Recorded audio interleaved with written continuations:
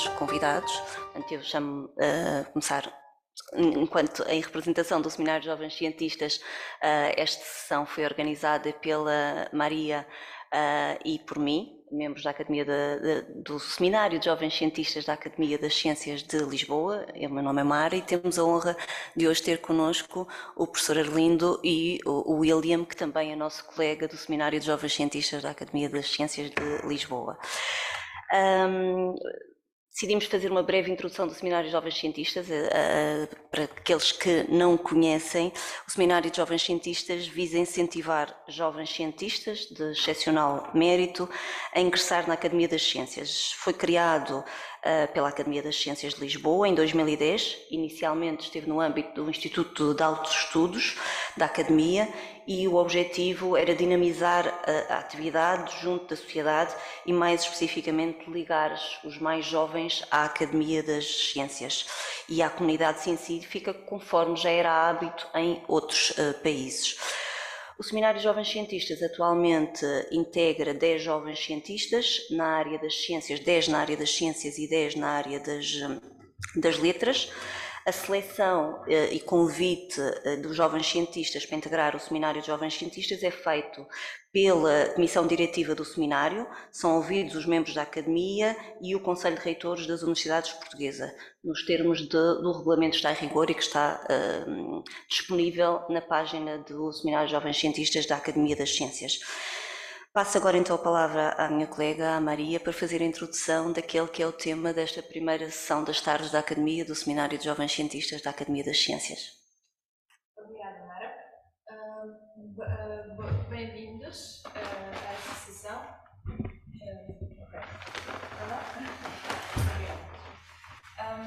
Esta sessão vai abordar um tema muito atual, que é a inteligência artificial. E nós temos aqui dois convidados, do qual eu vou introduzir o professor Arlindo Oliveira, que é um grande especialista nesta área. Entre outros, ele... Ok, desculpa, isto não está muito alto, não? Ok.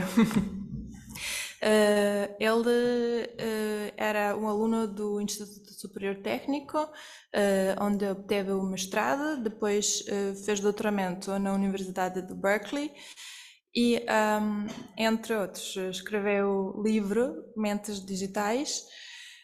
Na sua carreira científica distingue-se pelo trabalho da inteligência artificial, mas também havia uma outra abordagem que durante o tempo no Berkeley ele também fez estudo de neurociências, portanto tem um ponto de vista único nesta área.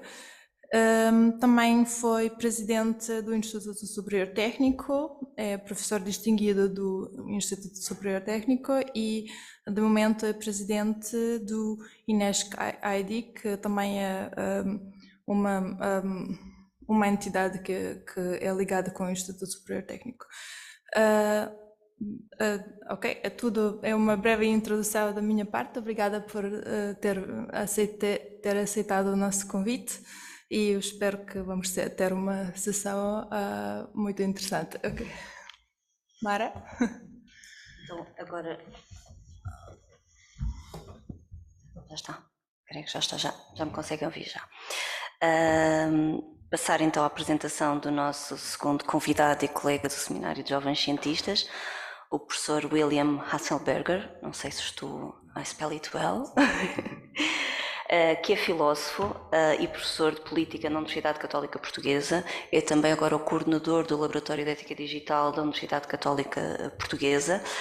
A investigação do William diz respeito à área da antropologia filosófica ou a filosofia da natureza humana, da psicologia moral e particularmente da ação humana e das relações humanas com tecnologia. O William tem também se dedicado ao impacto, agora mais recentemente, ao impacto do uso das tecnologias no caráter moral e da influência da tecnologia no caráter e na psicologia humana. Também relacionado com este tema, o William tem dedicado a sua atenção também a identificar e contestar práticas e estilos de pensamento contemporâneos que sufocam ou que possam limitar ou condicionar o desenvolvimento das virtudes éticas e que impedem a escultura de vidas humanas plenas e significativas e também das comunidades humanas bem ordenadas.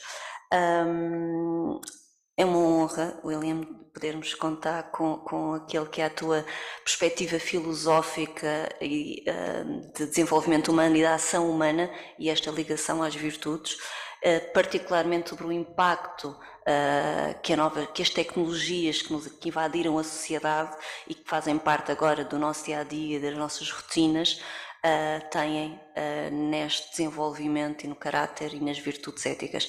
Muito obrigada uma vez mais. Eu há pouco não cumprimentei, foi um bocadinho deselegante, mas peço, acho que não é tarde, antes de darmos início, cumprimentar aqui o Sr. Professor Dr. Carlos Chalema, cumprimentar a professora Manuela Chaves, que tem sido a pessoa que tem acompanhado o Seminário de Jovens Cientistas desde o início das nossas funções, tem estado sempre disponível e que tem sido também a alma do Seminário de Jovens Cientistas, e agradecer muito por esta oportunidade à Academia das Ciências, a todo o acompanhamento e apoio que tem sido dado pelos académicos e também pela equipa de apoio, pela doutora Alexandra, pelo Gonçalo, por todos que acho que têm sido extraordinários na colaboração com o Seminário de Jovens Cientistas e que só por eles e para eles nós temos a possibilidade de organizar estas sessões. Muito obrigada. E Maria. Obrigada. Vamos começar por uma pergunta mesmo no início. O que para si é a inteligência artificial? Como é que podemos definir isto? Bom, é uma definição um bocadinho circular, mas na última análise, a inteligência artificial é a procura por mecanismos, por métodos, por algoritmos que permitam fazer com que os computadores se comportem de forma inteligente, tal como os seres humanos. Não é? É circular porque define a inteligência artificial dizendo que é fazer com que eles se comportem de forma inteligente. Ao longo dos 75 anos, mais ou menos, em que este tema se tem desenvolvido, essa visão foi-se alterando um pouco. Ao princípio pensava-se que as partes mais complexas da inteligência humana tinham a ver com o pensamento racional, com capacidade para jogar jogos, com capacidade para demonstrar teoremas matemáticos. Ao longo dos anos foi-se percebendo que havia uma série de outras capacidades, como a visão, portanto, percebermos o que vemos, ou a linguagem, que obviamente são uma parte muito importante da inteligência humana e em alguns aspectos até da inteligência animal. Portanto, os animais também têm, por exemplo, a capacidade de ver e perceber as coisas. Mas, de maneira geral, a inteligência artificial pode-se definir como esta ideia de programar os computadores de maneira que eles exibam comportamento inteligente nas diversas vertentes da inteligência humana, que ao longo destas décadas se veio a perceber, primeiro, que é muito variada, há muitas vertentes da inteligência humana, desde a inteligência emocional, a componente linguística, a componente quantitativa, a componente analítica, algumas delas são medidas, outras nem por isso, ou são mensuráveis. E, portanto, esta inteligência humana é muito flexível, tem muitas componentes, e também ao longo destes 3/4 de século temos vindo a fazer avanços mais rápidos, ora mais lentos, em diversas destas componentes. Curiosamente, algumas das coisas que se pensavam mais difíceis, como por exemplo jogar bem damas ou xadrez, ou demonstrar teoremas matemáticos, vieram a revelar-se comparativamente simples de programar. Em poucas décadas conseguiu-se fazer. Outras coisas, como a visão, perceber o que se vê, ou o domínio da linguagem, vieram a revelar-se muito mais difíceis do que, e até parecem fáceis, não é? Para nós ver, ou perceber. Chama-se um bocadinho o paradoxo de Moravec, que é a lição de que o que parece fácil é difícil e o que parece difícil é fácil. Foi uma constatação de um professor do MIT. De qualquer maneira, o que talvez seja interessante, e também traz isso para a atualidade, é que nesta última década estamos a conseguir fazer avanços significativos em algumas destas áreas da inteligência humana onde até aí não tínhamos conseguido, nomeadamente a linguagem, como todos têm presente, mas também a visão. Portanto, neste momento temos sistemas na sua capacidade de visão e de perceber o que vem, e na sua capacidade de manipular a linguagem falada e escrita, se começam a aproximar de alguma maneira das competências humanas, em alguns casos até podem dar a ilusão de estarem ao nível das competências humanas. Mas, portanto, a inteligência artificial é isso, é basicamente tentar programar os computadores de maneira que eles se comportem de forma inteligente como os seres humanos. No processo apareceram algumas coisas onde a inteligência que não é nada como a humana, não é? Por exemplo, a analítica que é usada nas redes sociais não é bem inteligência humana, porque não havia humanos a fazer aquilo. Mas é de tal maneira uma capacidade de análise de dados que também revela inteligência, que se fosse feita por humanos exigiria inteligência. Portanto, uma definição, para terminar, definição mais novamente circular é fazer os computadores desempenhar tarefas que exigiriam inteligência se fossem feitas por seres humanos. Obrigada. William, quer fazer a definição do seu ponto de vista? Sim, posso. Eu vou pedir desculpa que eu vou falar em inglês, se pode ser. There's two ways, sort of a more sweeping and optimistic and grandiose vision of the task of artificial intelligence, and a more narrow vision. The more sweeping one, which was present at the very birth of the field, was the attempt to create machines that exhibited intelligent behavior in all respects that an adult, mature human being is capable of, right? And some of the early founders of the field thought that this sort of holy grail, this goal, was actually quite close, right? Within maybe 10 years, 20 years from the 1950s. Alan Turing, one of the very influential mathematician and early computer scientist and philosopher, thought that by roughly the year 2000, we would speak of machines being intelligent in a manner comparable to a human being. So this vision of what the goal of artificial intelligence research, the ultimate goal of artificial intelligence research is, this vision is, creating a machine that has something like human level general intelligence, right? Now, it's quite controversial whether we're making progress towards that or not. This is an open question. It's kind of conceptual and philosophical. A more narrow definition, which Professor Arlindo pointed out towards the end, which would be artificial intelligence is the activity of creating computer software and robotics that perform tasks that, if the human being were to do them, would require intelligence. So specific narrow activities, right? Playing chess, playing Go, completing sentences, answering questions, but not necessarily a kind of global, unified, all task incorporating general intelligence. And one of the main stumbling blocks from the beginning of the field until now that distinguishes those two projects is the issue of human common sense. That human beings, besides performing specific narrow activities like doing our taxes, I'm thinking about this because I have to do the Declaração IRS soon, doing our taxes, responding to specific questions, playing games, whatever. Besides doing all that stuff, we seem to have a kind of open-ended, background, intelligent, flexible capacity to learn all kinds of new tasks and judge which task is relevant in a particular context and which task is irrelevant or unnecessary in a particular context, sometimes referred to as human common sense, right? And so some researchers think that the ultimate objective for AI should be the attempt to develop machines that exhibit intelligence really comparable to a human being, essentially silicon persons. Others think that no, it's to construct tools that are intelligent in a narrow sense and that help human beings to do things better and perform tasks that we don't want to perform, like scanning for spam email or something like that. So it's sort of it's a more complicated question or a more complicated topic than it initially seems. estas duas visões não são completamente separadas. Está inteiramente correto que estas duas visões elas não são completamente separadas, porque ao fazermos sistemas que melhoram nas componentes específicas, também estamos de alguma maneira a criar possíveis componentes de uma inteligência artificial geral, é uma designação que costuma usar.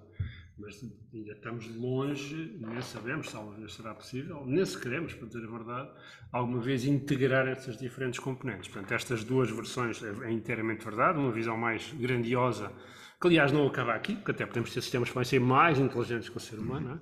E uma visão mais específica. Agora, todas estas são contribuições, a visão grandiosa ajuda nas tarefas específicas e conseguir fazer algumas tarefas específicas, nomeadamente a linguagem, também permite dar passos na direção da visão grandiosa. Enfim, se são grandes ou pequenos, é uma questão mais complicada. Mas é interessante que também levanta a questão de que tipo de ferramenta ou de tecnologia queremos. Se queremos construir pessoas eletrónicas com conhecimento geral e inteligência geral, ou criar ferramentas mais específicas. A questão que eu ia colocar era exatamente nessa sequência, ou seja, podemos nós confiar na inteligência artificial para ser capaz de melhorar a qualidade de vida nos vários âmbitos em que ela possa ser aplicada? Qual é a finalidade para a criação de cada tipologia de inteligência artificial? Qual é efetivamente a finalidade? Telos. Qual é o telos que podemos identificar para esta tecnologia no âmbito das respostas que a sociedade neste momento procura? Ou será alheio a estas necessidades, a este telos, e será um exercício de verificação sobre a potencialidade da tecnologia per si, desligada de algum modo daquilo que são as necessidades sociais, culturais, em saúde? Quer dizer, acho que nós temos de distinguir entre o que a ambição e o que se consegue fazer. Não é? Há empresas, por exemplo, a DeepMind e a OpenAI, agora não lembro bem da missão, acho que a missão da OpenAI é Solve Intelligence, talvez seja a DeepMind, agora já não lembro. Mas, portanto, as ambições são grandiosas e de alguma maneira alinham mais com a visão da inteligência artificial, mas não estamos lá e, para dizer a verdade, nem sabemos como chegar lá, não é? Neste momento o que tem acontecido é que tem havido desenvolvimentos significativos em domínios específicos, não é? Em narrow domains, alguns deles impressionantes, como o caso dos modelos de linguagem que permitem, de alguma maneira, dominar componentes importantes da linguagem, e por enquanto, não é? Por enquanto estamos numa discussão de que estas aplicações específicas vão ser aplicadas em quê? São aplicadas em redes sociais, em maximizar o envolvimento das pessoas, podem ser aplicadas em interação com o utilizador, área jurídica, enfim, há milhares de aplicações, como sabem, mas são todas elas muito específicas, não é? Estamos longe de ter o tipo de sistemas com o senso comum que foi aqui referido. Este senso comum foi sempre uma grande barreira no desenvolvimento de sistemas mais flexíveis e, para dizer a verdade, estes modelos de linguagem que existem há 3 anos, mais ou menos, 3, 4 anos, permitiram dar algum passo na direção da sua... Portanto, foi sempre extremamente difícil definir o senso comum e programar o senso comum. Era um obstáculo, pessoas tentaram, falharam, etc.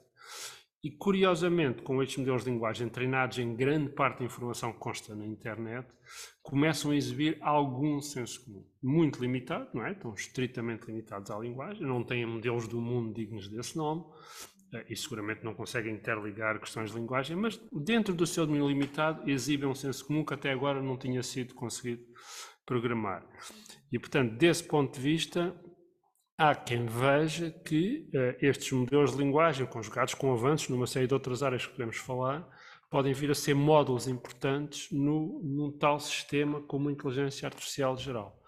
E é por isso que as discussões que temos agora também sobre os riscos se confundem às vezes um bocadinho, porque as pessoas por um lado discutem os riscos dos sistemas que já existem, dos sistemas estreitos, etc. E por outro lado discutem os riscos dos sistemas que talvez um dia possamos vir a ter, um dia não sabemos quando, para dizer a verdade, mas portanto as pessoas misturam isto um bocadinho, não é? Há riscos específicos, o da desinformação, o da viciação das pessoas em plataformas, o da desinformação, da captura da atenção indevida, etc, etc, riscos específicos que acontecem hoje com as tecnologias, e depois riscos neste momento estão no domínio da especulação, mas também, por verdade, ninguém pode exatamente dizer, pá, não pensem nisso, embora pessoas digam, mas não pensem nisso, que é uma coisa que não vai acontecer. Portanto, eu acho que esta discussão fica um bocadinho complicada porque as pessoas discutem riscos e também potenciais de coisas que existem agora, de coisas que são tecnologia de hoje e de coisas que são uma tecnologia futura que, para dizer a verdade, nem sabemos se vai existir. Portanto, talvez esta discussão tão animada que é em volta da IA tenha um bocadinho a ver também, pois nem todas as pessoas percebem estes detalhes e são tão familiares com as histórias de tecnologias. E, portanto, há pessoas que pensam que temos aí robôs assassinos ao virar da esquina, não é? E outros que confundem essa possibilidade com os sistemas que existem agora. Mas portanto, tentei responder à sua pergunta. Neste momento, a maior parte dos sistemas são específicos, resolvem tarefas específicas, às vezes são muito bons nessas tarefas, não temos ainda nada que se aproxime da outra ideia, da ideia mais ambiciosa de um sistema com inteligência e flexibilidade comparável ao de ser humano. William, não sei se queres comentar. Sim, vou tentar dizer em português, vou fazer o meu melhor. É interessante que o OpenAI, não, desculpa, o DeepMind teve o primeiro motto, não sei dizer isso em português, the motto, the sort of catchphrase inicial da companhia foi, é filosoficamente revelador, it's revealing, foi solve intelligence and use that to solve everything else. Este tem uma pressuposição filosófica aqui, que a inteligência é pode ser solved, é parecido com uma equação matemática ou lógica que tem it has a solution, a definitive solution, and then you use that to solve everything else, which is, sorry for switching to English, but it's easier for me. Which is actually a vision that goes back to, for instance, the science fiction writer Isaac Asimov, who imagined brilliant, benevolent artificial intelligence despots, essentially, that would care for human beings and, would solve our problems, would be able to, encourage us to stop fighting and some leading lights of artificial intelligence, even nowadays, have a kind of hopeful conception of the role of artificial intelligence as a kind of general problem-solving tool that will help human beings, for instance, come up with innovative solutions to climate change or, conflict and war and so forth. Yeah. Exactly, cancer research, medical research, and so forth. But the idea of solving for intelligence, actually, I find it peculiar because it suggests that there is a specific goal for human intelligence, right? Or a specific goal, for instance, of conversation, solving for conversation. Well, what is the goal of conversation? There's very many goals, right? We can do very many things. We can sell something to someone, we can converse philosophically, we can manipulate someone, we can, it seems like it's a quite open-ended and flexible phenomenon in human life. And human intelligence seems to display the same kind of open-ended flexibility, not a sort of definite goal that we can optimize for. Now, in terms of specific problems and issues, I agree. There's sort of two conversations occurring at the same time right now, and there's some tension between the people who are engaging in these conversations. On the one hand, you have these big speculative visions of super intelligence, of an AI that will be superior to human beings, human cognitive power in any domain, and that could spell the end of the human race or could inadvertently cause some sort of catastrophic damage to humanity. And there's a number of institutes that are studying this issue. Future of Humanity, Future of Life Institute, And, but then there is the AI, for other institutes like the AI Ethics Institute at Oxford, which is focused on much more contemporary, concrete, specific issues with AI applications, like discrimination in the AI models that perpetuate discrimination, or AI models that could be used by so-called bad actors to perpetuate disinformation. Geoffrey Hinton has been doing a media blitz recently, in some ways lamenting some of the work that he's done, or the way that the work that he's done may, on deep learning neural networks, may be appropriated by, as he puts it, bad actors to essentially confuse people and sow disinformation in democratic society.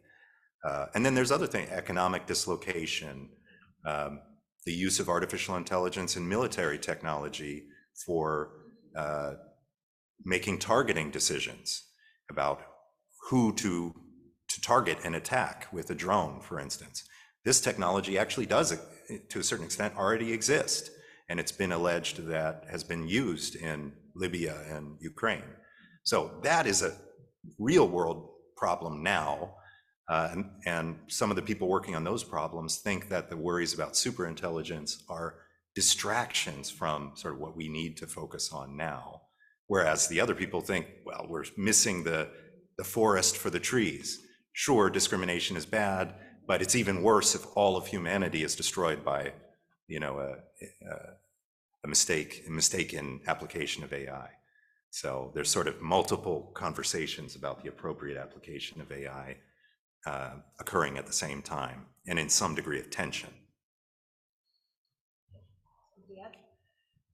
Queria só acrescentar aqui que se alguém que está a ouvir essa hora remotamente quer fazer perguntas, vamos ter uma oportunidade ao fim de sessão, mas também podem colocar perguntas no chat e depois vão ser lidas no final, tá bem? Ok, obrigado. Vamos um momento voltar para trás, porque vamos falar de consequências societais, mas eu gostava de distinguir quais são as possibilidades de inteligência artificial de hoje em dia, porque pelo que eu percebo do assunto é que há uma classe de problemas que são normalmente associados a estas aplicações específicas, onde a inteligência artificial está a fazer de alguma forma uma optimização avançada, e essa parte de algoritmos que nós podemos intuitivamente perceber o que é que estão a fazer. Estão a receber algum input, temos vários dados e eles podem processar grande quantidade de dados e fazer optimização melhor do que qualquer humano que pode pensar no assunto. Mas existe uma outra classe de algoritmos de machine learning onde eles podem de alguma forma analisar padrões e podem extrair informação que nós não estamos à espera de estar lá, certo? Então podem comentar um bocado quais são as potenciais possibilidades que esta tecnologia, que é fundamentalmente diferente do que nós estamos a fazer em outros campos de engenharia, pode fazer? Sim. Eu inventei uma classificação, é original minha, não sei se tem algum valor, mas vou aqui vender o meu peixe. Portanto, eu acho que eu costumo classificar a inteligência artificial neste momento é uma área muito difusa, quer dizer, e até há coisas que não têm nada a ver com inteligência artificial que às vezes são encaixadas aqui, como blockchain ou segurança. Eu acho que isso só contribui para confundir. Mas eu costumo partir em três grandes áreas. A primeira é a analítica. Portanto, a analítica é a ideia de que eu posso usar inteligência de alguma maneira, embora muito narrow, muito limitada, para analisar grandes volumes de dados e daí extrair algum tipo de valor comercial. Isto tem um enorme valor comercial porque eu posso analisar padrões de comportamento das pessoas e perceber o que é que elas querem, o que é que lhes pode ser vendido, posso analisar padrões em registros médicos e determinar que medicamentos é que são eficazes, posso analisar padrões em dados de astronomia e descobrir novas coisas de astronomia, em física, etc, etc. Portanto, a analítica é muito vasta, a grande o grande valor económico neste momento é exatamente na identificação de padrões que permitam aferir da suscetibilidade de indivíduos ou de empresas a determinadas coisas. Portanto, todas as empresas usam analítica. E para dizer a verdade, até nem é uma característica muito humana, não é? Porque antes de existirem estes sistemas de analítica, não havia lá ninguém a olhar para os sites que nós vamos ou para os mails que nós recebemos. Portanto, mas é uma área importante de inteligência artificial e, de facto, exige inteligência, porque essa é a analítica. Depois há uma outra grande área que é a automação.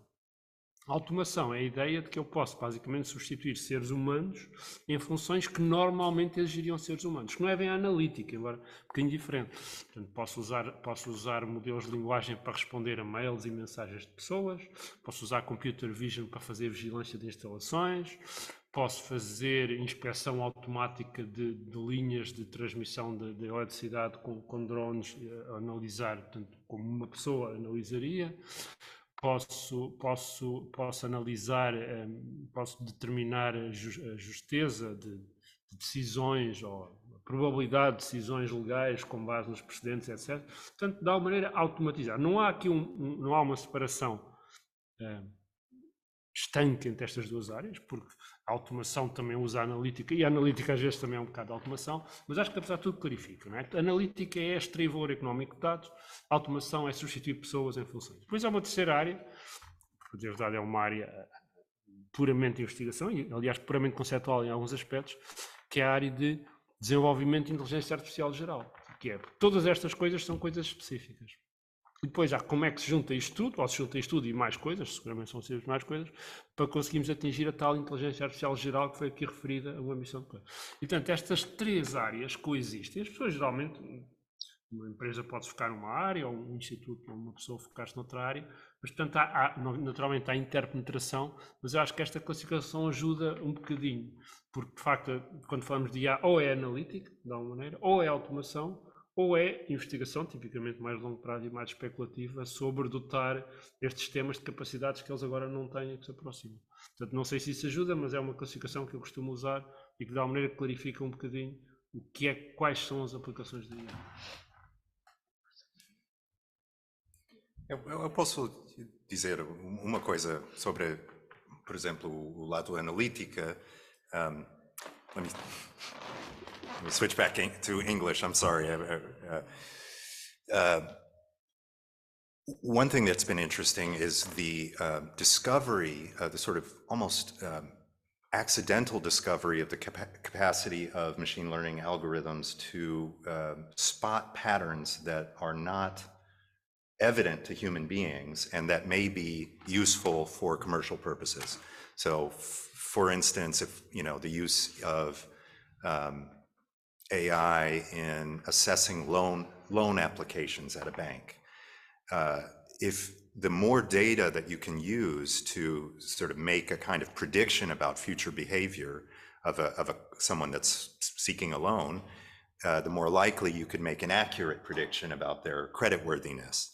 But sometimes this becomes kind of bizarre to us anyway, where machine learning algorithms applied in the industry have found that people who, for instance, sleep a certain amount of time at night, as is registered by the relative inactivity of their cell phone, are more creditworthy.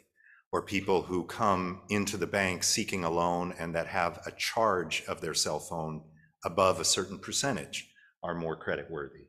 And then even stranger ones, people that have a certain, there have been research papers published of people claiming that facial recognition algorithms can make predictions about your emotional state, your sexual preferences, even your disposition to future criminality based on the physical structure of your face, right? But none of the characteristics at play are really intelligible to a human being. I mean, the fact that you have some micro difference in chin structure, cheek structure or something doesn't tell us anything about, we don't derive any inferences from that about your criminality. But statistically speaking, with a large enough data set and a powerful enough algorithm and enough computational power, perhaps we could make effective predictions about that. The question we then face, I say as a ethicist, is should we do that? Is that something we want to use intelligent machines to do? So again, we come back to I take it to be the fundamental question about artificial intelligence is not so much can we do X or Y or Z with this technology, but what do we really want? What should we want to do with this technology? How should we try to apply them in social life? Na sequência exatamente desta podemos, mas será que devemos? Agora recentemente tivemos cá em Lisboa numa conferência o Yuval Harari e socorria-me aqui de algumas das intervenções do Harari, em que ele veio dizer-nos que pela primeira vez pode-se aniquilar a privacidade e criar um regime de vigilância total. Isto foi um dos alertas do Harari sobre a inteligência artificial. E isto foi manchete do Semanário Expresso, diz que nunca o desenvolvimento de uma tecnologia foi capaz de causar uma revolução tão radical e acelerada ao ponto de ameaçar a democracia e a própria mente humana. Portanto, e o Harari depois conclui exatamente com um alerta sobre os riscos, mas particularmente sobre a urgência de travar a implantação da inteligência artificial antes do mecanismo de regulação. E ele até comparou exatamente temos a entrada dos dispositivos médicos ou dos novos medicamentos que são sujeitos àquele que é a revisão independente por uma agência, por uma verificação sobre os riscos, benefícios, e apenas depois disto é permitida a sua entrada no mercado. E ele comparou exatamente alguns destes mecanismos de inteligência artificial que neste momento não existe. Portanto, a Comissão Europeia já produzia alguma regulamentação relativamente à inteligência artificial, ao uso da inteligência artificial e à capacitação dos usuários, mas que ainda não existe realmente esta regulação do ponto de vista da verificação sobre a proporcionalidade dos riscos e dos benefícios. E gostava de ouvir ambos sobre este tema. Okay. Well, it makes a lot of sense that as the technology grows stronger and more powerful and more embedded in everyday life, it becomes more urgent that we reflect ethically, politically, legally about what we want from these machines and how we think that they should operate. So often, I mean, there's various sort of proposals put forward about how one goes about doing this. The kind of EU model is quasi-juridical regulations. What we need is regulations. We need some kind of risk scores of various applications for AI. For instance, I mean, the EU is thinking seriously about whether or not facial recognition algorithms and surveillance technology in public places, whether this should just be judged as too risky, as too capable of producing kind of political and social consequences that are damaging to the fundamental ideals of European liberal democracy, right? But then other applications don't seem particularly risky. My Spotify recommendation algorithm that tells me interesting new music to listen to doesn't seem particularly risky. So that's one sort of approach. Other approaches involve things like oversight panels, perhaps international agreements akin to non-proliferation agreements that we use for nuclear weapons. But I think, and maybe this will only be of interest to philosophers, but I think that actually there's a kind of prior question. Before we get to questions of regulations and rules, regulations and rules only really make sense on the basis of some conception of the human good, of a good society, detached from a notion of human flourishing, human happiness, social well-being. Regulations and rules just appear absurd, right? They're just sort of dictates or something, right? They make sense because we think they secure some vital human interest or some human good. And so I think there's a kind of prior question we need to ask, which is, what are the key goods of a human life that we think need to be preserved in a era of ever increasingly intelligent machines? What do we mean by privacy, or what is the good of privacy? Why is privacy important in human life? What kind of privacy? Other questions like human judgment and human agency, right? Professor Orlindu referred to automation. You know, there are many processes where we're using algorithms to automate decision-making that previously human beings performed, from military affairs to insurance to the law to commercial activities. Are there some areas of human life that we think are important to preserve a kind of dimension of humanness, that this is where we want human beings to make decisions, to take ethical responsibility for their decisions, even if it means not the most optimized outcome, right? So even if we could optimize outcomes by automating things and using data analytics to perform those tasks for us, perhaps there are some tasks that we just want to keep in the hands of human beings, maybe raising our children, or maybe reflection on, the law, certain areas of reflection on the law. But so anyway, prior to regulations and rules and oversight and that sort of thing, I think we need to ask this previous question, or conceptually prior question, which is, what are the areas of human life that we think are most important to preserve in a, high-tech future of intelligent machines? Just wanted to add something to what William said here. The problem with this technology is that it's moving at a very, very rapid pace. So we cannot really afford to wait until we have the whole solution of what is the most important thing for the humanity to make some steps towards regulation.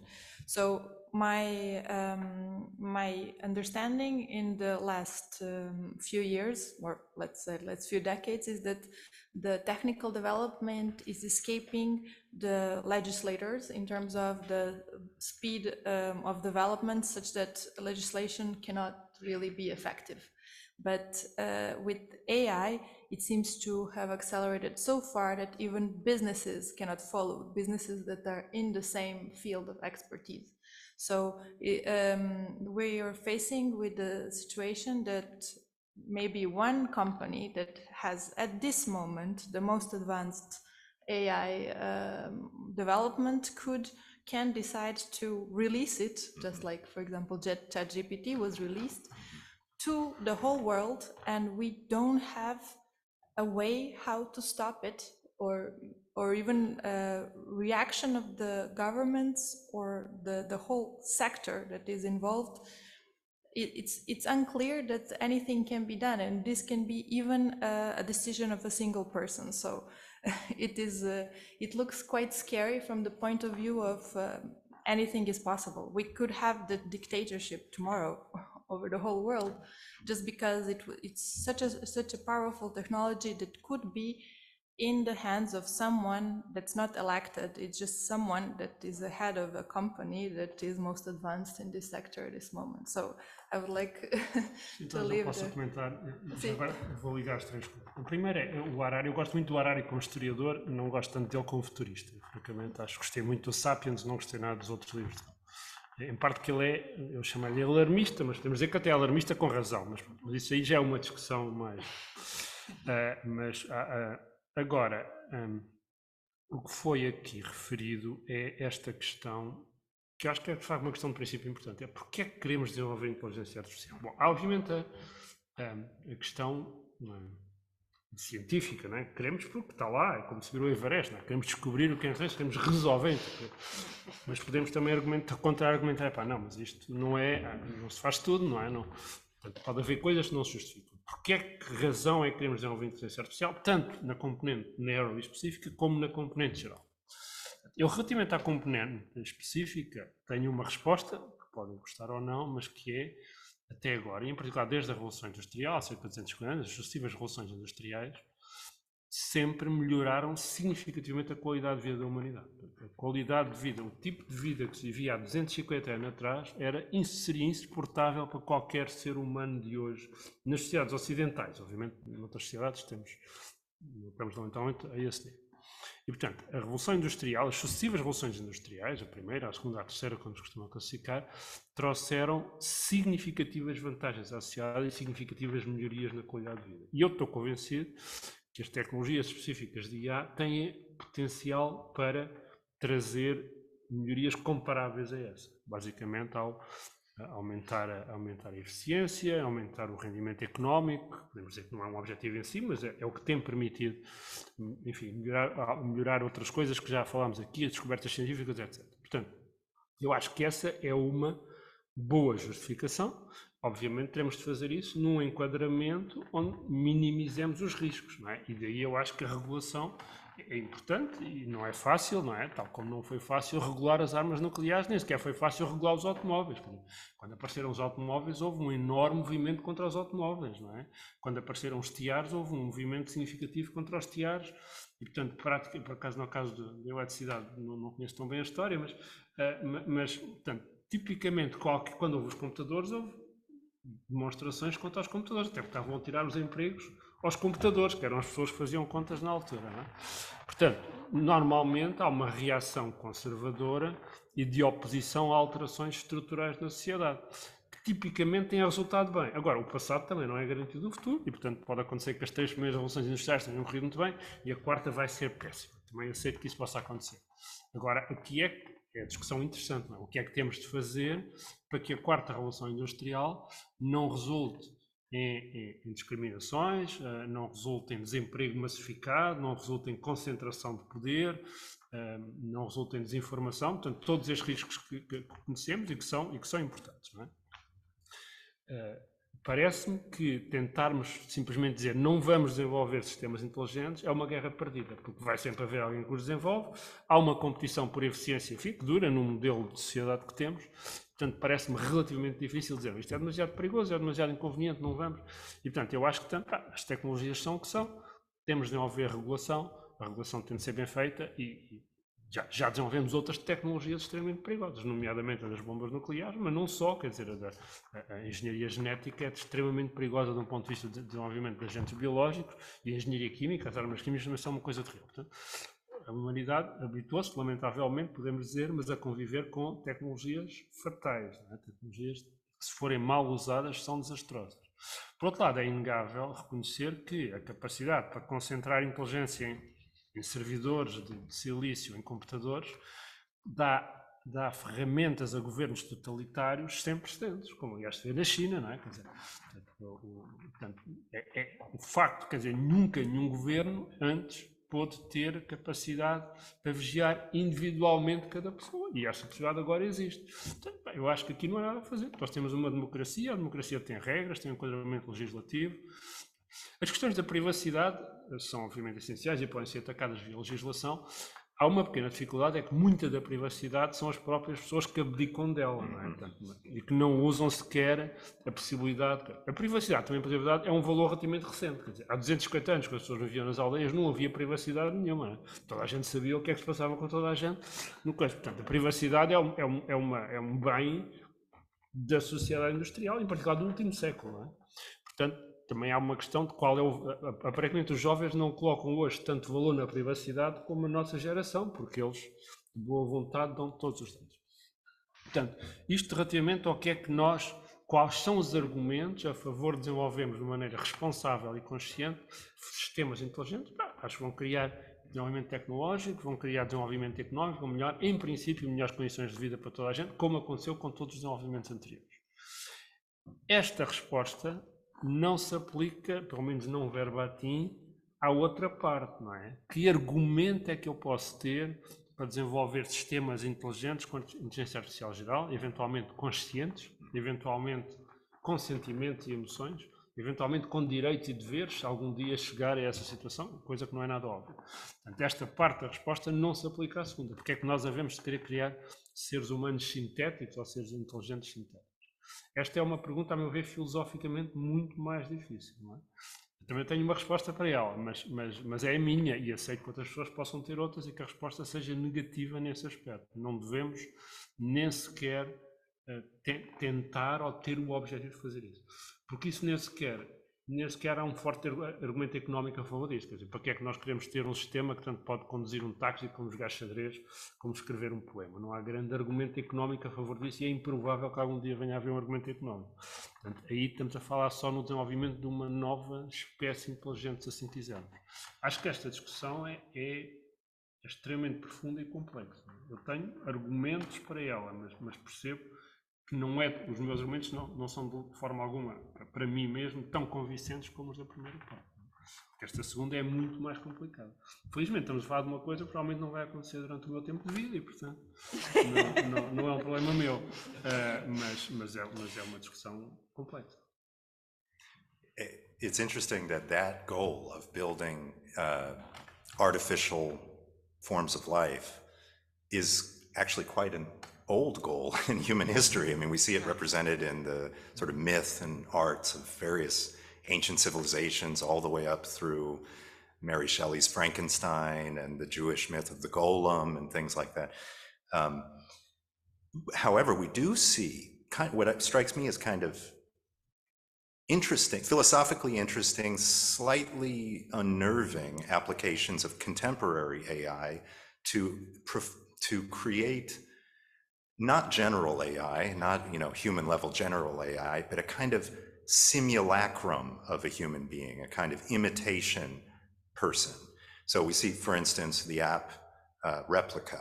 It's a chatbot app, and it was originally made. You can talk with it. It speaks to you. It was originally made. You have a boyfriend or a girlfriend. A boyfriend or a girlfriend, right? It was originally made to produce a kind of relationship between people, and even. Why is it called Replica? You use it, it learns about you. Then when you die, there's a replacement for you, a replica of you that your loved ones could use to and continue to converse with, right?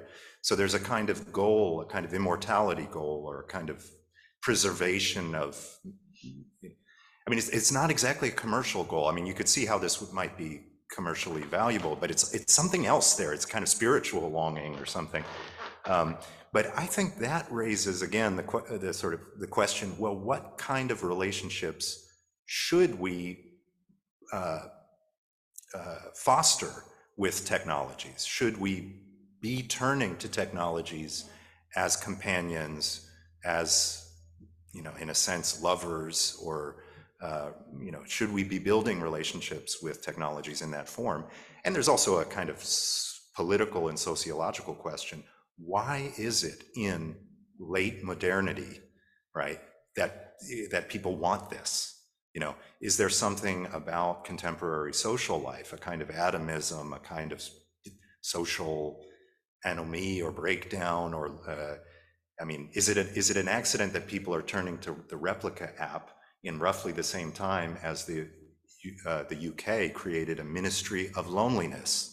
Right, Tracy Crouch, the Conservative Minister of Parliament, the first minister of loneliness in the UK. I mean, this is a peculiar idea, but it shows that there's a problem with, kind of social isolation and loneliness in advanced economies in the West. And so maybe some people feel technology is a kind of substitute. You see also in Japan, Canada, other places, perhaps soon in Portugal, places that have a demographic problem with an aging population, the use of care robots, elder care robots, chatbots to care for elderly people who in previous generations would have been cared for by their families, by their extended families, but now are living in a much more isolated way. You can see why that could be socially beneficial in certain respects, but also some of the ethical risks that may raise, whether, again, do we want AI chatbots and robots to replace human beings in the caregiving roles in social roles. I think that's an important question to debate publicly. If I may add, se puder acrescentar só 3 pontos. Em primeiro lugar, recomendava, se não viram, mas há um pequeno vídeo, um comentário no YouTube, My AI Lover, que é sobre a réplica e que é bastante interessante. Passa-se na China e é o tipo de dependências que neste caso são 3 mulheres, criaram com... Mas é interessante porque, talvez um bocado distópico ou utópico, agora depende do seu... A segunda é fazer só uma pergunta. Pois, é melhor ter uma pessoa idosa a ser cuidada por um robô, é melhor estar sozinho e morrer sozinho, não é? É uma pergunta difícil, não é? Não. E os japoneses em particular parecem estar-se a dar bem com os robôs, mas os japoneses também são diferentes. Eu esqueci-me depois de responder a uma pergunta sua, mas que é importante. A IA não está a desenvolver-se tão rapidamente, corremos o risco de uma enorme concentração. Eu acho que isso é mais um erro de percepção do que de facto. Em primeiro lugar, os Large Language Models não apareceram em novembro. Então, cá há 3 anos, o GPT-3 está disponível há 3 anos, qualquer pessoa podia falar com o GPT-3. Houve aqui um efeito viral estranho, que eu ainda agora não percebo, porque, por outro lado, estes modelos são essencialmente públicos, os pesos do GPT-4 não são públicos, mas há modelos destes quase tão competentes e podem ser afinados. Portanto, o risco de concentração único é praticamente nulo, até porque qualquer pessoa vai poder ter o seu modelo privado dentro de poucos meses, à medida que a tecnologia evolui. Portanto, isso não me preocupa. Agora, a rapidez da evolução da tecnologia e a lentidão de adaptação da sociedade e da legislação, isso é uma questão diferente. Porque isso é um facto. Mesmo eu que trabalho e que tento acompanhar, quer dizer, é impossível acompanhar a área, não é? Eu e todo o meu grupo não conseguimos ler todos os artigos que saem só sobre a adaptação de LLMs, não é? Se agora uma coisa que é o LoRa, que permite adaptar rapidamente modelos, em maio saíram mais de 20 artigos sobre isso. Então é um nível de inovação, uma velocidade de inovação absolutamente impressionante. E isso acho que coloca desafios significativos à sociedade. O AI Act, não é? Que está em discussão há 2 anos, realmente foi completamente ultrapassado nas suas disposições precisas, justamente por estes desenvolvimentos, não é? E se tivéssemos aprovado antes, tinha sido ultrapassado na mesma, portanto, e quando ele finalmente for aprovado, daí a 6 meses já provavelmente não vai cobrir algumas áreas que são coisas.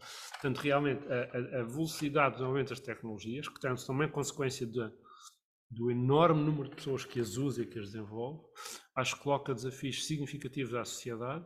Não só muitas pessoas, 90% das pessoas não sabem que isto tudo está a acontecer, não é? E os que sabem, mesmo assim, não conseguem acompanhar. Portanto, isso aí há um desafio. Faz lembrar aquelas ideias da singularidade, não é? Que esta página começa a mudar tão rapidamente que nós somos todos ultrapassados. Eu nunca acreditei muito na singularidade, mas já acreditei menos do que agora. Portanto, com este caso. Obrigada. Se calhar vou lançar pedir um último comentário antes de passarmos para as questões do público em sala. Pronto, ok. Vou então só aqui uma outra inquietação ou interpelação. A inteligência artificial, e foi já de algum jeito focado aqui, a inteligência artificial tem sido apontada como um dos elementos que vem gerar e criar uma maior desigualdade e assimetria social, particularmente entre os países mais ricos e os países mais pobres. E o professor Lindo dizia aqui que provavelmente a rapidez e o avanço da tecnologia e da ciência já não será, portanto, em seu tempo de vida que os que cá ficarão. Numa perspectiva de justiça e cooperação intergeracional, e um pouco aqui neste desidrato que também é do Seminário de Jovens Cientistas, desta ponte, do privilégio que nós temos de estar e de aprender com os mais velhos, com a experiência e a sabedoria dos mais velhos e a ponte que fazemos para nós e para as gerações vindouras, nesta perspectiva muito de responsabilidade, um pouco a ansiona-se, é as gerações atuais e as gerações vindouras, e enquanto especialistas nesta matéria, quais são os valores e os princípios que consideram dever ser identificados, e um pouco aquilo que o William dizia, o que é que nós queremos, o que é que nós consideramos para a nossa ação, porque temos que ter realmente indicadores sobre para onde é que caminhamos, de onde vimos e para onde vamos, que valores e que princípios consideram dever ser assinalados, sublinhados, um pouco para a prudência da ação. Por outro lado, também, há pouco falávamos da questão dos robôs no uso, por exemplo, no fim de vida, mas quem fala no fim de vida para acompanhar os idosos que estão sozinhos, apesar de ainda não termos estudos suficientes sobre o impacto desse cuidar por um robô e não por um humano, mas também temos no hospital a substituição de algumas tarefas, atividades feitas por enfermeiros, por assistentes operacionais nos hospitais, e a minha questão aqui vai, se calhar um pouco porque também ainda não foi focado, creio que a par e passo do desenvolvimento da tecnologia e da inteligência artificial e da sua implementação, e se calhar a par e passo desta regulação, é necessário nós pensarmos, e o professor Lindo dizia, a sociedade, a maior parte nem se apercebe que isto está a acontecer, mas nós temos a responsabilidade por termos o conhecimento e supostamente a tecnologia deveria vir para ajudar-nos a ter mais tempo, é capacitar para o bom uso da tecnologia e supostamente nós, humanos, poderíamos usar essa tecnologia no âmbito de podermos ter uma melhor qualidade de vida, podermos ser substituídos pelos robôs naquilo que não é necessariamente o humano que tem que fazer e podermos sim dedicar o nosso tempo, empregar o nosso tempo naquilo que é estritamente humano e é possível. Como é que nós conseguimos fazer essa transição dessa capacitação da sociedade, alguma leiga, mas não precisamos de falar de literacia ou de iliteracia, da sociedade em geral, para o bom uso da tecnologia? Esta é uma questão. A outra, que valores preservar e que princípios para que esta transição, ou talvez esta revolução, possa ser compaginada com o respeito e uma justiça intergeracional e uma cooperação intergeracional. Se me permite, depois deixo aqui para a especialista em ética a última palavra, mas portanto, eu acho que a inteligência artificial, como aliás muitas tecnologias, mas desta forma traz um risco significativo de concentração de poder económico e decisão. Não numa só empresa, como falou, mas, quer dizer, as grandes empresas de hoje empregam muito menos gente do que as grandes empresas de há 30 anos atrás. Não é? E à medida que a inteligência for digitalizada, para pôr assim, correr em programas, nós vamos ter a possibilidade de ter empresas enormes, com um enorme poder económico, mas que realmente só empregam umas centenas ou milhares de pessoas. Não é? E, portanto, eu acho que a questão-chave aqui é a redistribuição do valor económico. Eu acho que a questão-chave para usarmos eficazmente e positivamente as possibilidades da inteligência artificial é haver mecanismos eficazes de redistribuição.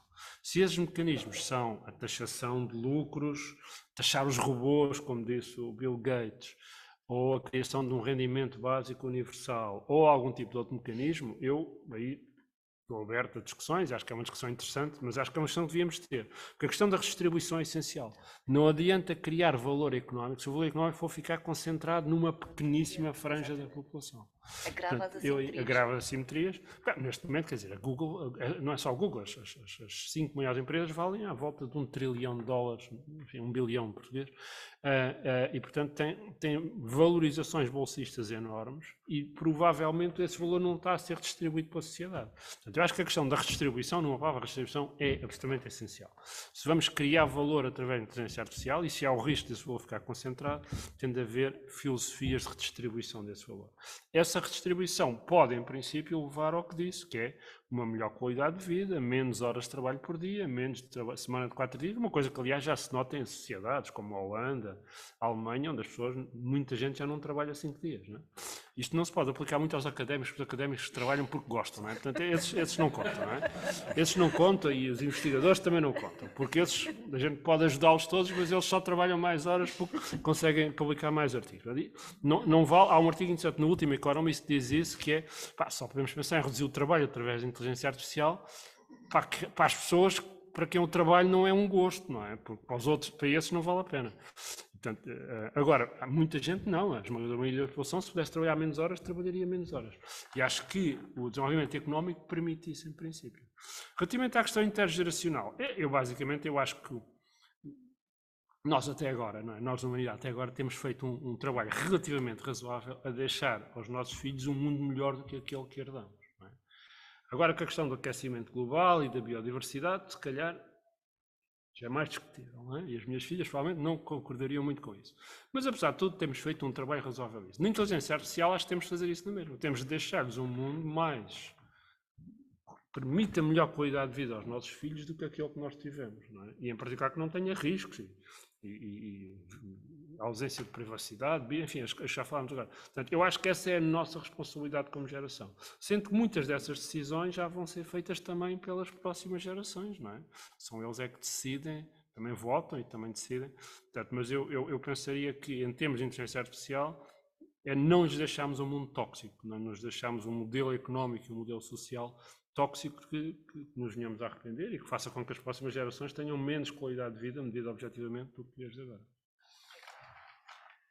Yeah, if I could add another factor here besides the sort of economic and redistributive factor, what values, you asked, what values do we want to preserve? One thing that worries me to some extent is the importance, I mean, especially in a democratic and an open society, of the capacity for free and critical thinking. And the use of certain technology, I mean, one thing that's become clear in the sort of spread and integration of digital technologies into our lives is the extent to which people are willing to outsource their own thinking and their own judgment to machines and to computer systems. So, I mean, everybody's experienced this when they follow Waze or GPS and it takes them totally to the wrong place, right? And it's interesting that there have been cases where people have followed GPS into the ocean. They've driven their cars into the ocean. A person in the UK drove his car almost off of a cliff. And his defense in court, he was tried in court for dangerous driving, reckless driving. And his defense was he was following orders from the algorithm, right? And so this shows a particular danger, I think a new kind of danger, which is a certain kind of bias. In discussions of AI, people are familiar with the issue of bias when it comes to AIs that are biased against particular minority groups or so. But I'm talking about something different. This is human beings being biased in favor of machines in such a way that they sort of stop thinking for themselves and start simply following the outputs of a machine. And this is worrying, right? I mean, there have been cases, not just driving into the ocean is kind of funny, but there are more serious cases where people in the military, for instance, have followed the instructions from, for example, American soldiers using a very advanced surface-to-air missile system, following instructions from the computer, not following their common sense and shooting down a British airplane in Iraq. In the 1980s, a Russian charged with overseeing the Soviet nuclear defense umbrella was told by the system, very crude system at the time, obviously, but the system that was supposed to detect the launch of American nuclear missiles towards the Soviet Union, was told that America had launched an attack. And it was he had to make a decision in that second about what he was going to do, if he's going to forward it up the chain of command and effectively launch a counterattack against the United States. Luckily, this man trusted, he had a sense that there was something wrong with the computer system. The number of missiles was too low. The Americans would never do this with so few missiles. And so he decided that there was probably a problem, and he didn't forward it up the chain of command and effectively averted a global nuclear exchange, right? So the stakes can be very high in cases where we decide, who do we trust? Do we trust the output of the computer system, or do we trust kind of human judgment? And obviously human judgment can be very flawed, very biased, very sloppy, but computer systems can be problematic as well. And so, it's concerning to me that we educate future generations in such a way that they have the critical reasoning capacity and the kind of autonomy of judgment, autonomy of thinking, that they don't simply sort of follow automated instructions from intelligent machines and stop thinking for themselves. Yeah, I mean, I'm particularly worried about this a little bit, with ChatGPT in schools and things like that. I mean, in philosophy, you could use ChatGPT to write your final term paper for you, and it probably would write a better term paper than a lot of students' term papers, right? However, the point of writing a term paper for a student is not to produce the best, optimum term paper. It's to exercise a certain cognitive skill and to gain a certain set of abilities. And we risk creating a context where people sort of don't really want to do that because it's too boring or too hard, and you could just press a button and output a response, right? So I think that's something we should definitely try to encourage with future generations, is the development of intellectual skills, creativity, cognitive capacities, and free thinking. Use AI, of course, but also be capable of questioning when it may not work. Eu acho isto muito importante. Não deixem de aprender só porque há sistemas artificiais que sabem que podem fazer isso. Eu acho que isso é uma questão fundamental e acho que vai ser um desafio. Porque acho que vai haver muitos jovens, em particular, que vão ser tentados por essa facilidade. Eu acho que isso vai ser um desafio grande e um risco global. A preguiça de não pensar, porque leva tempo e o ChatGPT responde automaticamente. Não, quer dizer, neste momento todas as universidades e escolas estão confrontadas com isso, não é? Mas se decidirem deixar de pedir ensaios, não é? Que é um risco, perdemos seguramente uma parte importante do processo formativo. Mas isso é só uma questão específica, não é? Se nós tivermos sistemas que sabem projetar estruturas e sistemas eletrónicos e chips, será que vamos deixar de ter engenheiros? Esperemos que não é? Só uma nota aqui relativamente a esta questão do ChatGPT, especificamente na academia. Nós vamos ter em junho, dia 19 de junho, uma sessão dedicada um pouco a estas questões da ética e integridade, com duas convidadas exatamente da Europa, de um projeto europeu, que tem estudado exatamente a forma de avaliação. Se calhar a academia está a pedir ensaios, quando o método de avaliação para manter exatamente esta capacidade de pensamento, de criatividade, de reflexão, de efetivamente manter a autonomia individual, é que tem que ser estimulada. E como é, exatamente o desafio é como promover estas capacidades, exatamente tendo disponível a inteligência artificial. E aqui a resposta daquilo que eu sei do projeto é exatamente na forma como nós avaliamos. O que é que nós pedimos aos nossos alunos? Que memorizem qual é a forma de aprendizagem, o modelo de educação que nós temos. Estamos a seguir e estamos a estimular a criatividade, o pensamento, o raciocínio, a reflexão. Mas isto já vai um bocadinho para além de memorizar, não é? Quando se ela pede um ensaio, não é memorizar, é elaborar um raciocínio. Os sistemas neste momento já conseguem elaborar. Eu acho que há um desafio grande que não sei qual é a resposta. Porque acho que estamos a pensar nisso também no técnico, há lá uma comissão onde eu estou a pensar nisso.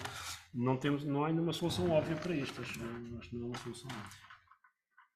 Obrigada. Então vamos abrir para questões do público. Ok, temos aqui também. Sim, professor Carlos. Primeiro, gostei muito das duas apresentações. Agora preciso dizer. E gostei muito da iniciativa.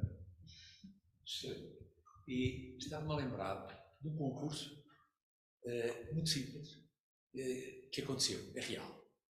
E vai mostrar o que é a inteligência artificial, o que é que ela é capaz de fazer ou não, atual. Vamos ser simples. O concurso é muito simples. Pedem-se a uma montanha de miúdos, e uma montanha, eu digo, pai, 200 ou 300 miúdos, que escrevam uma carta sobre um determinado assunto. Miúdos estamos a falar até aos 12 anos ou 13 anos, não estamos a falar, digamos, adultos, estamos a falar miúdos mesmo. E depois receberam-se, este concurso existe há muito tempo, e este ano fizeram uma variante, só para ver o que é que acontecia. Portanto, eles recebem uma olhada de postais, e dão a um júri. Sem o júri saber, deram também ao ChatGPT. Pronto. E o júri avaliou e selecionou, era um monte assim, e selecionou um montinho pequenino. E sem o júri saber, alguém meteu o postal do ChatGPT no meio daqueles que já tinham sido selecionados. Não para ganhar, mas onde deveria sair o vencedor. Interessante. E é interessante saber como é que o ChatGPT se aguentou no meio do processo. Não foi muito bem visto, mas, como eram poucos, o júri tinha que dizer o que é que tinha, porque é que tinha escolhido para bem ou para mal aquele postal. E o que disseram para o ChatGPT, o que é que eles disseram relativamente ao que o ChatGPT escreveu foi: obedeceu a todas as regras do jogo. Não fez nada de errado no jogo. O postal está muito bem escrito. A gente duvida que tenha sido escrito por um jovem com o tempo que ele tem para disponível. Mas o que eu noto, salvo seja ChatGPT, eu noto, é que não tem garra nenhuma, não tem truque nenhum, não tem nenhuma centelha que a gente diz, epá, aqui é que está o tipo que ganha. Pronto, eu acho que isto é uma limitação interessante. Eu não conhecia, este jogo foi feito em Lisboa.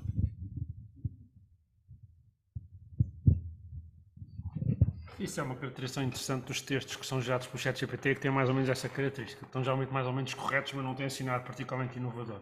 Agora, no ambiente, numa escola, o número de alunos que têm assim também textos particularmente inovadores e de grande qualidade também não é assim tão grande como isso tudo. Portanto, Só para ver a diferença, o que é que o júri distinguiu e porque é que eu não pus assim muito bem no sítio? Isto não está tudo bem, não tem nada de novo, não tem nenhuma centelha. E a gente estava à espera que o miúdo, e o miúdo gajo tinha. E eu acho que isso é muito interessante. Uma coisa que eu gosto, se calhar a coisa que eu gosto mais da inteligência artificial é que provoca-nos a pensar sobre assuntos filosóficos, como o que é um ser humano, o que isso significa, ou o que é língua, por que usamos língua. E há certas expressões ou certas atividades linguísticas que nós achamos que seria importante ter só humanos autonomamente fazer. Por exemplo, seria mal usar ChatGPT escrever the speech at a wedding or a love letter for your beloved? E se não, por que não? Porque estas atividades têm uma dimensão humana ou dimensão afetiva, emocional, em que a pessoa usa a linguagem não meramente para comunicar a informação numa forma mais precisa ou optimizar para um resultado, mas também expressar uma ideia articular uma ideia interna e pôr ali. Isso volta às perguntas antigas filosóficas de Sócrates, de uso, a diferença entre filosofia e sofística, o uso de linguagem sofística e o uso de linguagem autêntica ou algo assim. Só uma provocação. Será que, no teu caso, compreendo perfeitamente que o ChatGPT tenha essa estimulação, esse target, esse trigger? Será que nas gerações atuais, com o uso facilitado e respostas automáticas, poderemos ter este despertar com as respostas que o ChatGPT e de voltar atrás e querer refletir sobre isso? Posso dar um exemplo que eu dei poucos dias atrás no Washington, numa conferência. Falei do fado. Normalmente as pessoas lá no Washington não falam muito do fado, não sabem, muito deles não sabem o que é, mas tentei explicar o que é fado. Fado é uma música no país onde é que eu vivo agora e tem uma tristeza, uma melancolia muito forte, a ideia do passado, daquela your loved one at sea, long gone, and thinking about the beautiful old times, e isto tudo. Podemos usar a inteligência artificial generativa para criar simulações podemos imaginar, não é? Uma versão GPT fado, não é? Que produz canções do fado automáticas e são muito parecidos e talvez pareçam objetivamente bons. Talvez pessoas não notam a diferença entre a versão humana, a versão computador, mas o fato de isto ser produzido não pelo um ser humano que é um centro de consciência, de experiência, de emoção, longing, de saudade, assumindo que o sistema não tem essas dimensões mentais, há uma coisa falta ali. E pessoas, would people still listen to it? Would it still have the same meaning for people if it was just an automated production? Não sei. Eu diria que não, mas talvez no futuro, não sei.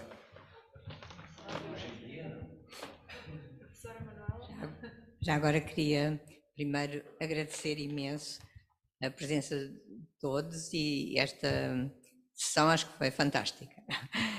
E gostava também de fazer uma pergunta de curiosidade. Será que nas equipas que trabalham em inteligência artificial têm trazido gente que conhece o funcionamento do cérebro? Cada vez mais se está a encontrar coisas e perceber a tal ligação entre a emoção e a inteligência reflexiva, etc. Portanto, há esse trabalho, portanto, está a ser incluído também essa parte, que pode ser benéfico e não, mas pronto, de qualquer maneira, acho que é importante. Obrigada. Sim, quer dizer, o que hoje se chama de inteligência artificial resulta da convergência de muitas áreas e as neurociências são uma delas. Não é? A maior conferência, quando eu era novo era uma pequena conferência, mas agora a maior conferência da especialidade, que é a NeurIPS, Neural Information Processing Systems, resulta de uma forte convergência entre pessoas de teoria da aprendizagem e neurocientistas. Portanto, há uma grande inspiração das neurociências no desenvolvimento. Agora, esta inspiração é relativamente longínqua, no sentido em que o nosso entendimento da forma como funciona o cérebro ainda é muito, muito parcial. E, portanto, há algumas inspirações ao nível de mecanismos básicos, de plasticidade, etc., mas em termos de arquitetura do cérebro, que é que isso seja influenciar as arquiteturas de redes neuronais, praticamente não existe, quer dizer, só de uma maneira muito longínqua, mas não há nenhuma rede neuronal, e seguramente não os transformadores, que é o que está por trás dos modelos de linguagem, não têm, tanto quanto sabemos, qualquer semelhança ou inspiração na arquitetura do cérebro. Portanto, essa inspiração existe. Há alguns mecanismos que inspiraram no passado, o neocognitrão, que está na base de algumas arquiteturas, veio de inspiração das neurociências, mas lamentavelmente, enquanto que na área da inteligência artificial sintética as coisas andam a uma velocidade assustadora, na área das neurociências aquilo anda a uma velocidade glacial. Portanto, eu acho que daqui a 200 anos ainda não percebemos nada do cérebro, estamos como estamos hoje. Mas a inspiração está lá e a colaboração existe, e às vezes há casos específicos onde um determinado mecanismo de adaptação, por exemplo, um colaborador meu que trabalha comigo, há pouco tempo propôs uma camada para uma rede neuronal que era justamente inspirada na maneira como as primeiras camadas da área visual V1 interpretam sinais visuais. Portanto, sabemos, nós conhecemos relativamente bem a área, o V1, a área do cérebro da visão, e portanto houve uma inspiração na maneira como é processada, e aliás, portanto, há uma inspiração, mas é uma inspiração relativamente pequena do ponto de vista em que a maior parte da arquitetura não é uma cópia da arquitetura do cérebro, não é nem pouco mais ou menos. Mas a inspiração está lá e há milhares, provavelmente centenas de milhares de neurocientistas a colaborar na inteligência artificial. Obrigada. Podemos ver se há perguntas do público remoto? Havia uma da Patrícia, que eu vi há pouco, mas não... Eu posso ir? Se colocar aqui, vocês podem ler. Nós podemos ler, sim. Portanto, a primeira pergunta é da Patrícia Monteiro e diz: o uso de ferramentas de Deep Learning para gerar texto inteligente, imagens hiperrealistas, deepfakes, etc., abriu portas a uma realidade onde devemos desconfiar do conteúdo que vemos e ouvimos através de fontes digitais. Será isto, na verdade, algo positivo? Vamos voltar a acreditar mais naquilo que experienciamos presencialmente e ou que chega até nós através de fontes oficiais? Obrigada. Não, é assim, eu acho que eu acho que é mais um passo na direção de não acreditarmos em nada do que vemos, que não sei, não é? Eu acho que vocês já não acreditam nas mensagens que recebem a dizer que ganharam $1 milhão,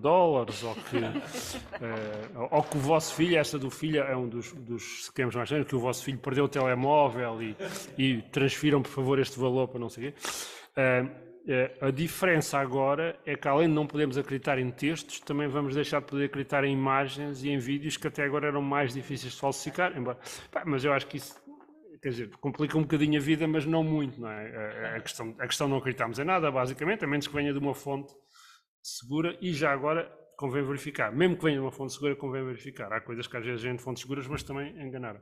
Mas, portanto, eu acho que a desinformação é um problema sério. Acho que os deepfakes complicam um bocadinho a coisa, mas não são uma coisa radicalmente nova. Quer dizer, já superficial fakes, não é? Que já enganam bastante a gente, portanto agora vamos ter os deepfakes.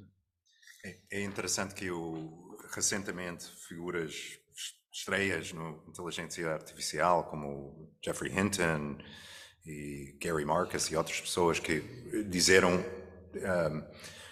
que nas próximas eleições, por exemplo, próximas eleições americanas, próximas eleições no Reino Unido, podem ser inundados de desinformação automatizada. Isto vai ser uma experiência nova para nossas sociedades, se conseguem lidar com esta, porque podem criação de bots, criação de targeted disinformation, ou seja, disinformation que não é para todas as pessoas em Portugal, vamos dizer, mas disinformation que é baseado numa análise de dados sobre tu e teus inclinações, e que pode ser adaptada ou personalizada a uma pessoa específica. Isto é uma possibilidade que podemos ter que confrontar e infelizmente confiança em instituições políticas e públicas e democráticas hoje em dia é muito fraco, e estamos a confrontar este problema no mesmo momento em que a confiança nas nossas instituições públicas já está fraca. Então vamos ver como é que isso corre. O cenário do pior caso é esse, onde cada partido pode dotar-se de um especialista de inteligência artificial cuja única missão é convencê-lo a si a votar nesse partido. Portanto, este é um bocadinho o worst case, não é? Como se houvesse, aqui em Portugal, se houvesse 10 milhões de pessoas, cada um deles não faz mais nada do que tentar convencê-lo a si a votar no partido A ou no partido B. Este é um bocadinho o worst case, ou talvez não, mas pode ser que não. Vamos ver, esta experiência vai ser interessante, vamos ver até que ponto é que isto acontece. Quer dizer, o caso da Cambridge Analytica já nos deu um cheirinho de coisas que podem correr mal, não é? Neste momento a tecnologia é muito mais avançada do que a que tínhamos quando foi o escândalo da Cambridge Analytica.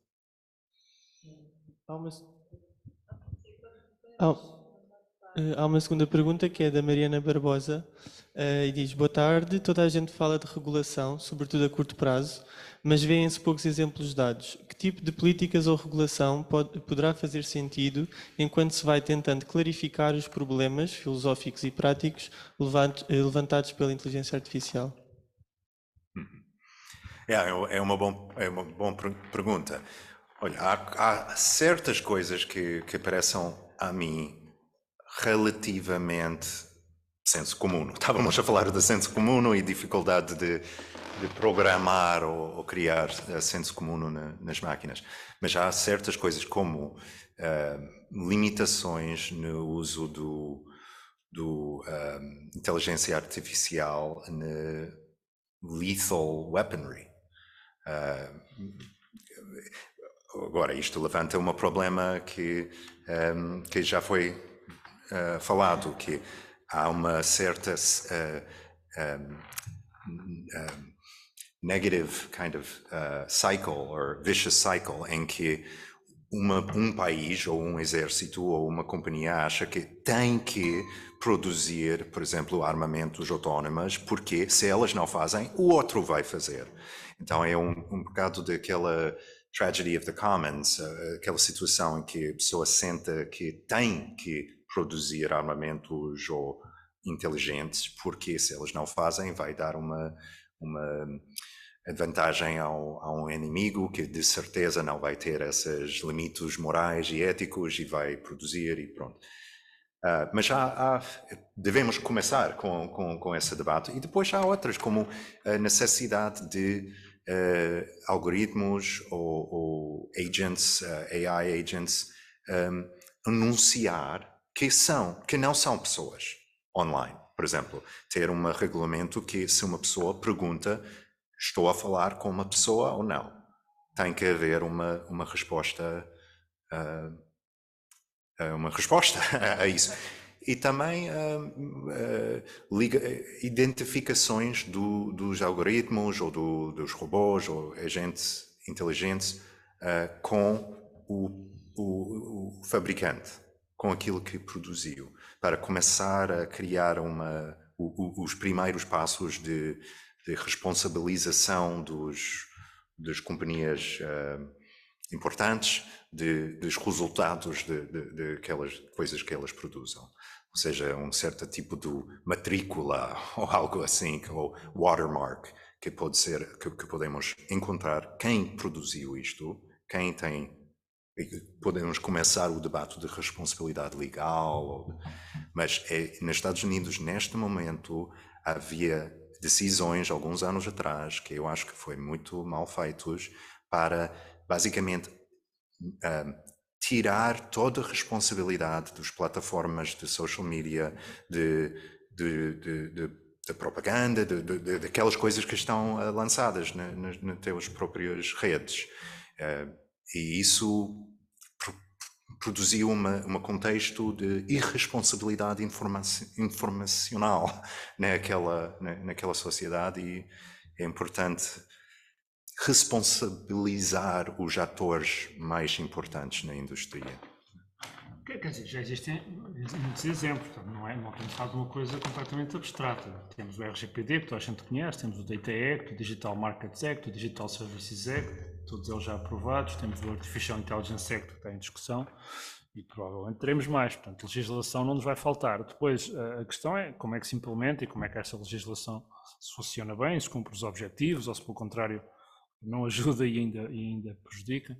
Mas, portanto, já há muitos exemplos de legislação e alguma dela é relevante e é mais apertada na Europa do que nos Estados Unidos, como foi aqui eu referi. Os Estados Unidos, agora não me lembro bem da legislação, mas há uma legislação específica que de facto isenta as plataformas de responsabilidade dos conteúdos, que é logo um princípio para os conteúdos. Não é? Apesar disso, todas as plataformas têm moderadores, têm centenas de moderadores, geralmente humanos, não é?